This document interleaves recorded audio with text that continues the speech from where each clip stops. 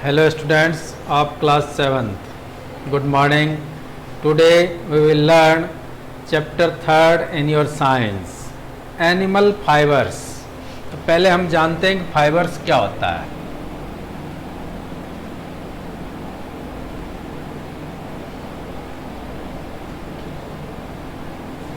जितने भी प्रकार के हम कपड़े पहनते हैं, इसके अलावा घर में आप जैसे बेड शीट है या पर्दा लगाते हैं, ये सब भी क्या है, कपड़ों से बना हुआ है, फाइबर से बना हुआ है. सिलाई के लिए धागा यूज किया जाता है, ये भी फाइबर से बना हुआ है. अब ये दो प्रकार के होते हैं, एक तो है प्लांट फाइबर्स और दूसरा है जो कि एनिमल फाइबर्स है.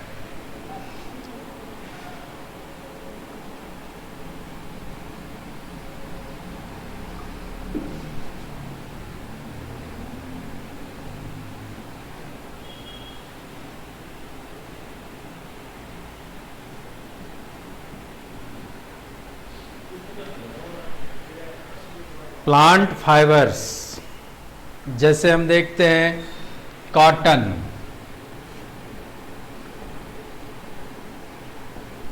जूट,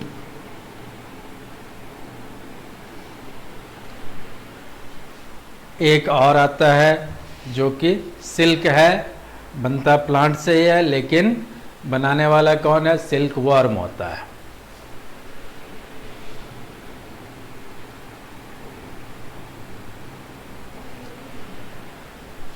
अब आता है एनिमल फाइबर्स जिसके बारे में हम पढ़ रहे हैं. तो एनिमल फाइबर्स जो है, इसका अर्थ यह है कि एनिमल्स के द्वारा जो भी फाइबर्स हमें प्राप्त हो रहा है उसे हम क्या कहेंगे, एनिमल फाइबर्स. जैसे कि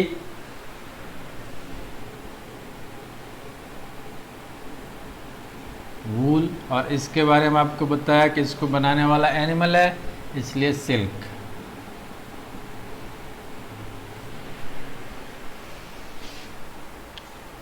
सिल्क के जो वर्म होते हैं ये क्या करते हैं, मलबरी प्लांट के लीव्स को खा करके और रेशम का उत्पादन करते हैं, इसलिए प्लांट फाइबर में भी आता है, और एनिमल्स के द्वारा बनाया गया इसलिए एनिमल फाइबर में भी आता है.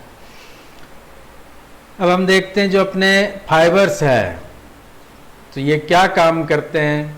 तो जैसे आप देखते हैं वूल, ऊन जो है, हम सर्दी के मौसम में ऊनी कपड़े पहनते हैं, तो ऊन जो है हमें कहाँ से प्राप्त होगा. तो जैसे आप जानते होंगे खास करके भेड़, सीप, ये जो है हमें ऊन देते हैं. इसके अलावा कुछ बकरियां हैं जो कि ऊन देती हैं, ऊँट है जो कि ऊन देते हैं, याक है जो कि ऊन देते हैं.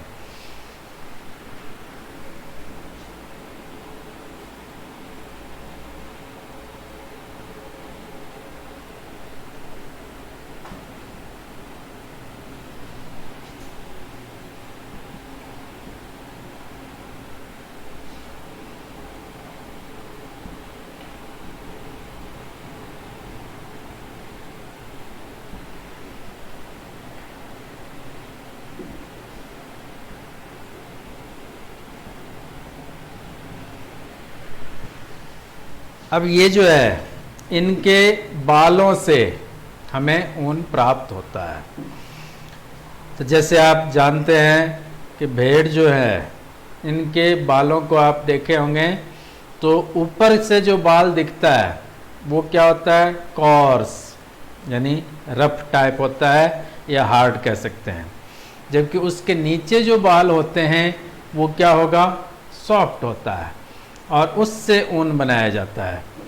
तो अब कहा है कि जैसे हम ऊन प्राप्त करते हैं तो उसके लिए क्या प्रक्रिया की जाती है, तो इन बालों को कतर दिया जाता है, यानी कटिंग की जाती है. तो फ्लेस यानी होता है इसको कतरना.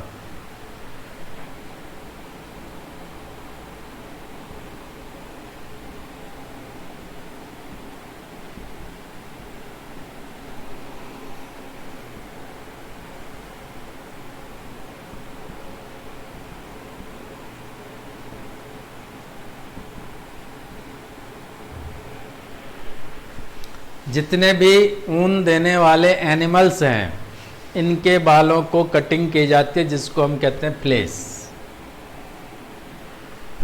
फ्लेस जो है, फ्लेस करके उनके बालों को काट करके और फिर ऊन प्राप्त किया जाता है। अब जैसे हम देखते हैं कि ज़्यादातर जो ऊन तैयार किए जाते हैं वो है कश्मीर, जम्मू, हिमाचल, उत्तरांचल, इन जगहों पर इससे प्राप्त किए जाते हैं ऊन। तो अच्छी क्वालिटी के ऊन यहीं बनते हैं। अब जैसे आपने देखा होगा कि अलग अलग क्वालिटी है, तो इस ब्रीडिंग की जाती है जो एनिमल्स है इसके। तो अच्छे ऊन देने वाले जो एनिमल्स हैं जैसे सीप है, तो इनको क्या करेंगे, अच्छे पेरेंट्स होते हैं उनको सेलेक्ट करके और इनका ब्रीडिंग किया जाता है। तो इससे हमें अच्छी क्वालिटी के ऊन प्राप्त होते रहते हैं। अब है कि अलग अलग जो भेड़ है, बकरियां हैं, ये अलग अलग स्थानों पर पाए जाते हैं जिनसे कि ऊन प्राप्त किया जाता है। जैसे कि आप देखेंगे सीप के द्वारा जो ऊन प्राप्त किया जाता है ये कॉमन है। याक है, याक जो है कहाँ पाया जाता है, तो आप देखते हैं हिमालय के साइड में, यानी बर्फीले स्थान पर। और खास करके जैसे जम्मू कश्मीर के बाद में आता है लेह लद्दाख, यहाँ पर तिब्बत है, यहाँ पर याक जो है बहुत ज़्यादा मात्रा में पाए जाते हैं। फिर है अंगोरा ऊन, जो कि अंगोरा नामक बकरी से प्राप्त किए जाते हैं।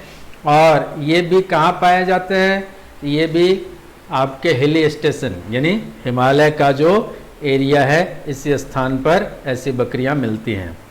फिर है पश्मीना ऊन, ये जो है कश्मीर के अंदर जो बकरियां होती है उनसे प्राप्त की जाती है।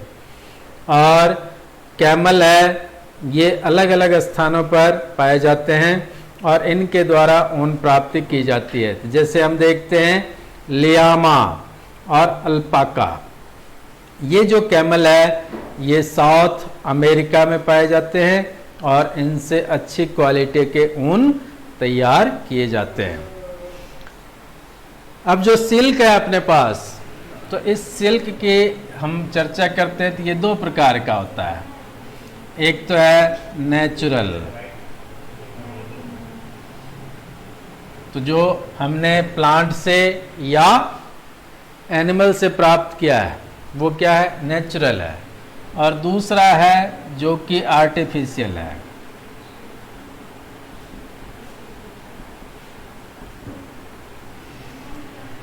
आर्टिफिशियल और नेचुरल दोनों सिल्क में आपको डिफरेंस बताने के लिए यदि कहा जाता है तो हम क्या कहेंगे कि जो नेचुरल है ये प्योर है, जो आर्टिफिशियल है ये डुप्लीकेट हुआ। तो इसको हम कैसे पहचाने कि ये नेचुरल है या आर्टिफिशियल है, हम उसको क्या करेंगे, जला करके देखेंगे। नेचुरल सिल्क जो है इसको यदि हम जलाते हैं तो जलाने के बाद आपको जैसे हमारे बाल जलते हैं इस तरह की स्मेल आएगी। जबकि आर्टिफिशियल सिल्क है, इसको यदि हम जलाते हैं, इसको जलाने पर प्लास्टिक के जलने जैसे स्मेल आते हैं। तो ये इसकी पहचान है।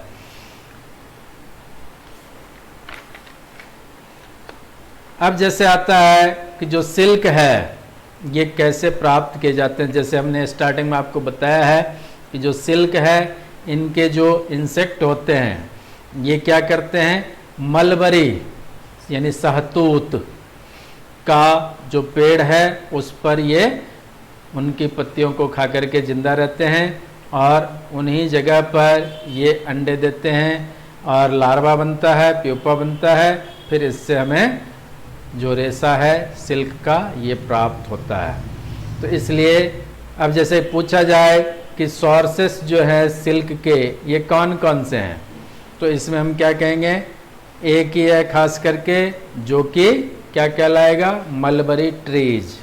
तो मलबरी ट्रीज यानी सहतूत के जो पेड़ हैं इनके द्वारा जो रेशम प्राप्त किया जाएगा वो प्योर रेशम है। अब इनके प्रोसेस के बारे में हम नेक्स्ट वीडियो में पढ़ेंगे। इसके अलावा जैसे आपको हम बता दें कि जो फाइबर्स है इसका यूज क्या क्या है। तो हम जितने भी कपड़े पहनते हैं अलग अलग क्वालिटी के होते हैं। फाइबर्स ये दो प्रकार के हैं, एक सिंथेटिक, दूसरा नेचुरल। सिंथेटिक फाइबर्स के बारे में आपको 8th क्लास में पढ़ने के लिए मिलेगा, और अभी जो हम पढ़ रहे हैं वो है नेचुरल फाइबर, जो कि हमें प्लांट्स और एनिमल्स दोनों के द्वारा प्राप्त होते हैं। और जो हमारा टॉपिक है वो एनिमल्स फाइबर्स ही है, इसलिए अब इसमें खास करके क्या आ गया, ऊन और रेशम। तो हम ज़्यादातर ऊन का उपयोग करते हैं, रेशम जो है इसका उपयोग बहुत कम होता है। Okay, thank you.